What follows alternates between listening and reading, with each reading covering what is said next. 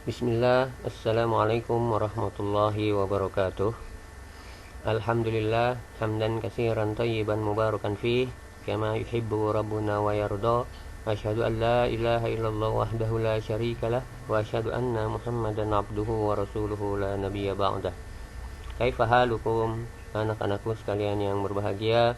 Mudah-mudahan kalian semua senantiasa dirahmati oleh Allah Subhanahu wa taala. Anak-anakku sekalian yang berbahagia, hari ini kita melanjutkan pelajaran tematik kita, tema 8, subtema kedua, pembelajaran pertama. Kalian perhatikan gambar berikut. Gambar apa ini? Ya, ini adalah gambar anggota pramuka sedang berkemah. Nah, dalam berkemah ini kita diajarkan untuk hidup mandiri dan disiplin. Nah, pada subtema 2 ini kita akan membahas tentang aku anak mandiri.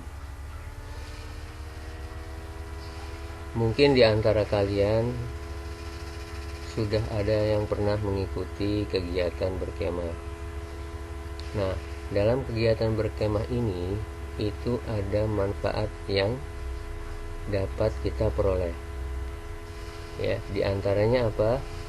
Di antaranya kita dididik untuk dapat hidup mandiri dan disiplin. Kenapa? Karena di dalam berkemah segala sesuatunya dari mulai bangun tidur sampai kita tidur kembali itu semua dilakukan sendiri. Ya, kita menyiapkan makanan sendiri, kemudian mencuci pakaian sendiri, mencuci piring sendiri, semua dilakukan sendiri. Nah, inilah yang mendidik kita untuk mandiri. Karena kemandirian itu harus mulai dilatih sejak kecil. Nah, ketika kecil kita sudah mulai hidup mandiri, maka insya Allah kita akan merasakan manfaatnya ketika kita besar nanti. Ya, misalkan suatu saat nanti di antara kalian mungkin ada yang sekolah atau kuliah. Nah, kalau pulang pergi keluar kota itu membutuhkan biaya yang banyak. Oleh karena itu, mungkin kalian harus kos di sana. Nah, ketika kos, maka kita sendiri di sana. Nah, ketika kita sudah diajarkan mandiri sejak kecil, maka ini tidak masalah. Ya, inilah manfaat yang mungkin dapat kita rasakan ketika kita sudah bisa hidup mandiri sejak kecil. Selanjutnya disiplin, ya. Tadi anggota pramuka itu ketika berkemah diajarkan, dididik untuk hidup mandiri dan disiplin. Nah, untuk disiplin ini kalian bisa baca teks ya di buku paket kalian. Judulnya Aku Anak yang Disiplin. Itu ada di halaman 58. Ya, kalian baca dengan intonasi yang benar.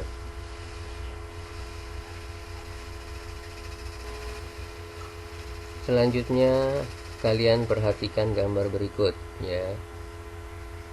Dalam seragam pramuka itu terdapat banyak sekali tanda pramuka atau atribut pramuka.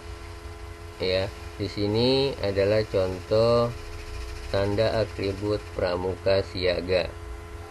Ya, kalian perhatikan gambar berikut. Ada tanda pandu dunia, ada tanda pelantikan, ada tanda cakapan, kemudian ada tanda gudap, ya, ada tanda kota. Nah, inilah atribut yang ada pada pramuka siaga. Nah, selanjutnya ini adalah atribut anggota pramuka penggalang ya. Mungkin kalian bisa melihat kakak kelas kalian yang kelas 6 itu berbeda atributnya dengan kalian ya. Di sini sudah tidak ada lagi barung, tapi di sini ada tanda regu, kemudian ada tanda pelantikan, ada TKK ya. Ini yang membedakan pramuka siaga dengan pramuka penggalang ya, beda atributnya.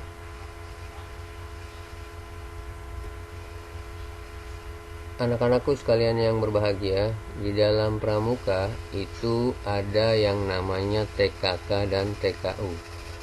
TKK adalah tanda kecakapan khusus. Tanda kecakapan khusus ini harus dimiliki oleh anggota pramuka. Ya, di sini ada 10 tanda kecakapan khusus ya. Kalian perhatikan gambar berikut. Ya, ada tanda P3K, pengatur ruangan, pengamat, juru masak, berkemah, penabung, menjahit, juru kebun, pengaman kampung, gerak jalan. Nah, ini adalah 10 tanda kecakapan khusus yang harus dimiliki oleh anggota pramuka. Nah, kemudian juga di sini ada TKU, tanda kecakapan umum ya. Tanda kecakapan umum ini berbeda antara siaga, penggalang. Nah, kalau siaga di sini tanda kecakapan umumnya itu ada muda, bantu ya. Kemudian untuk penggalang ramu, rakit, terap. Nah, di atasnya itu yang SMA ada bantara, laksana, kemudian ada pandega. Ini adalah tanda kecakapan umum. Selanjutnya, salah satu tanda kecakapan khusus adalah menabung. Ya, kalian perhatikan di sini. Tanda kecakapan khusus menabung antara siaga dengan penggalang itu berbeda. Ya, kalau penggalang itu tanda kecakapan khususnya ada 3 bentuk. Ya, bentuk bangun datarnya ada yang elips, kemudian persegi panjang, kemudian segi 5. Sedangkan TKK menabung untuk pramuka siaga itu segitiga. Nah, penjelasannya kalian bisa baca di buku paket kalian tentang TKK menabung siaga dan penggalang.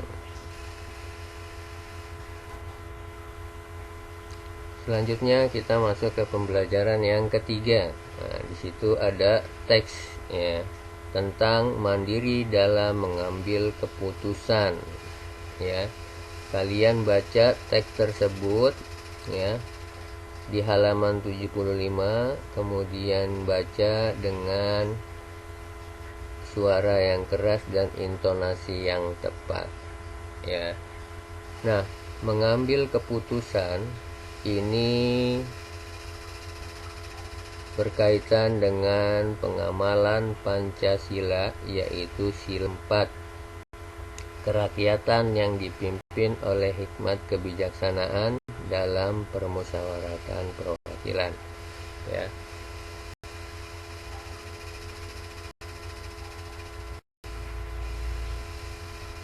Selanjutnya, apa saja sih penerapan atau contoh dari sila keempat Pancasila yang ada di lingkungan sekolah ya. Kalian perhatikan penerapan sila keempat yang ada di lingkungan sekolah, diantaranya yang pertama, mau mendengarkan pendapat teman atau guru. Yang kedua, tidak memaksa orang lain untuk mengikuti pendapat, sikap, atau tindakan. Yang ketiga, mengambil keputusan lewat musyawarah. Ya. Yang keempat, menghormati hak orang lain dalam memberikan pendapat. Ya, ini juga dapat kita lihat ketika menentukan nama kelompok. Ya, ketika kalian sudah dibagi kelompok oleh Bapak Ibu guru, kemudian kalian menentukan nama kelompok ya dengan musyawarah. Kemudian juga pemilihan ketua kelas. Ya. Kemudian juga di lingkungan sekitar pemilihan kepala desa dan lain-lain. Nah, ini adalah beberapa contoh penerapan dari sila keempat Pancasila ya, yaitu kerakyatan yang dipimpin oleh hikmat kebijaksanaan dalam permusyawaratan perwakilan yang dilambangkan dengan apa tadi? Ya, dengan kepala banteng.